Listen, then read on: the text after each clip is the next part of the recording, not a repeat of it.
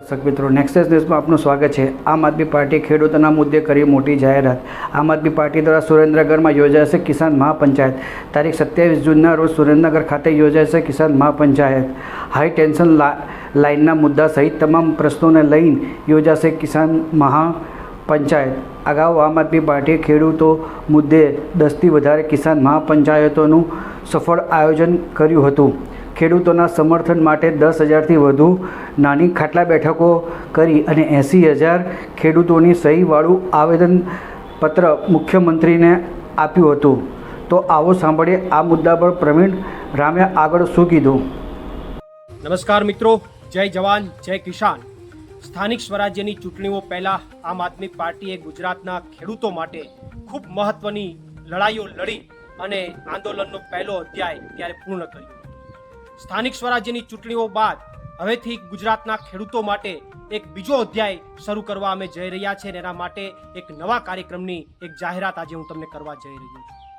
સ્થાનિક સ્વરાજ્યની ચૂંટણીઓ પહેલા જો વાત કરીએ તો ઇકોઝોનના મુદ્દાઓ હોય, ઘેડના મુદ્દાઓ હોય, આ તમામ ખેડૂતોના મુદ્દે આમ આદમી પાર્ટીએ ખૂબ મજબૂતાઈથી લડાઈ લડવાનું કામ કર્યું અને સાથે સાથે હળદર મુકામે જ્યારે ખેડૂતોને જરૂર પડી ત્યારે આમ આદમી પાર્ટીએ ખૂબ લાંબી લડાઈ લડી અને લડાઈની અંદર 108 દિવસ સુધી હું પોતે પણ અને અમારી સાથે બીજા 80થી વધારે લોકો ખેડૂતો જે છે એ જેલમાં રહી અને ગુજરાતના ખેડૂતો માટે અવાજ ઉઠાવવાનું કામ કર્યું છે।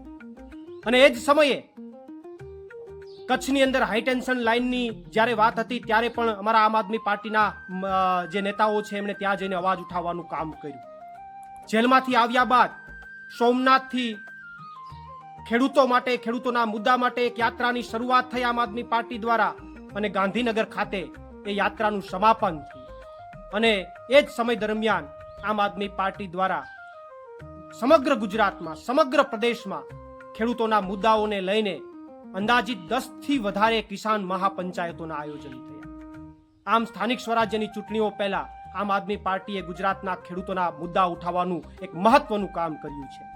ત્યારે સ્થાનિક સ્વરાજ્યની ચૂંટણીઓ બાદ હવે આ ખેડૂતોનું જે આંદોલન ચાલતું હતું એનો બીજો અધ્યાય અમે શરૂ કરવા જઈ રહ્યા છીએ અને એટલા માટે એક કાર્યક્રમની જાહેરાત હું આપ સમક્ષ કરવા માંગુ છું, ગુજરાતના ખેડૂતો સમક્ષ કરવા માંગુ છું કે આવનારી 27 તારીખે આમ આદમી પાર્ટી દ્વારા સુરેન્દ્રનગર ખાતે એક મોટી કિસાન મહાપંચાયતનું આયોજન થશે, જેમની અંદર અત્યારના ખેડૂતોના પ્રવર્તમાન મુદ્દાઓ સાથે સાથે આવનારા ભવિષ્યની અંદર જે ખેડૂતોને મુદ્દાઓ જે આવવાના છે, અતિવૃષ્ટિથી કોઈ પ્રશ્ન ઉપસ્થિત થવાના છે, ઓછા વરસાદના કારણે જો પ્રશ્નો ઉપસ્થિત થવાના છે, બિયારણના પ્રશ્નો ઉપસ્થિત થવાના છે, ખાતરના પ્રશ્નો ઉપસ્થિત થવાના છે, વીજળીના પ્રશ્નો ઉપસ્થિત થવાના છે, આ તમામ પ્રશ્નો અને સાથે સાથે અત્યારે હાઈટેન્શન લાઇનને લઈને જે ખેડૂતોને સૌથી મહત્વના મુદ્દાની અંદર અત્યારે પીડા છે, આ તમામ મુદ્દાઓને લઈને આવનારી 27 તારીખે સુરેન્દ્રનગર ખાતે એક મોટી કિસાન મહાપંચાયતનું આમ આદમી પાર્ટી આયોજન કરી અને ખેડૂતો માટેના આંદોલનના બીજા અધ્યાયની શરૂઆત કરશે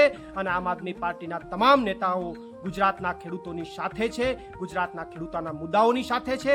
કારણ કે આમ આદમી પાર્ટીના માનની સુદાનભાઈ હોય, માનની ગોપાલભાઈ હોય, માનની હેમંતભાઈ હોય, માનની ચેતરભાઈ હોય, માનની મનોજભાઈ હોય કે અન્ય કોઈ પણ નેતા હોય, તમામ નેતાઓએ સમયાંતરે ગુજરાતના ખેડૂતોના મુદ્દાઓને ઉઠાવવાનું કામ કર્યું છે। ત્યારે આવનારા દિવસોમાં પણ આમ આદમી પાર્ટી આંદોલનના માધ્યમથી ગુજરાતના ખેડૂતોના મુદ્દાઓ ઉઠાવતી રહેશે અને એના બીજા અધ્યાયની શરૂઆત 27 તારીખે સુરેન્દ્રનગરથી એક કિસાન મહાપંચાયતથી થશે। આભાર આપનો પ્રવીણ રામ, પ્રદેશ ફ્રન્ટલ અધ્યક્ષ આમ આદમી પાર્ટી। આમ આદમી પાર્ટીના પ્રવીણ રામ તેઓ વિગતવાર માહિતી આપી હતી કે 27 તારીખે કિસાન મહાપંચાયતનું સુરેન્દ્રનગરમાં કેવી રીતનું શું આયોજન થવાનું હતું। દર્શક મિત્રો, આવા સમાચાર જોવા માટે આપ અમારી ચેનલ લાઇક કરો, શેર કરો, સબસ્ક્રાઇબ કરો।